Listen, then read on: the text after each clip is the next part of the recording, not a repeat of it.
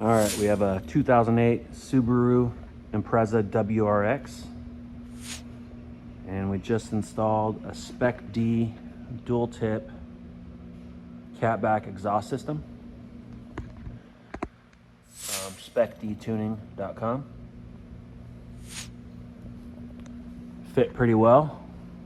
The dual tips did touch the inside of the bumper a little bit, but we were able to cut it just a little bit so it didn't rub.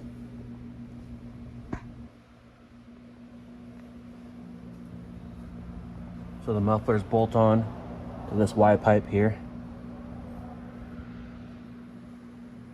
Utilizes the original rubber hangers. It took about 45 minutes to install on our 2-post lift, and it utilizes 2 exhaust clamps.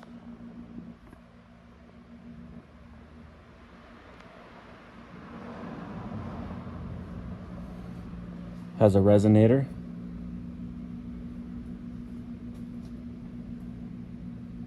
And bolts up to the factory flange.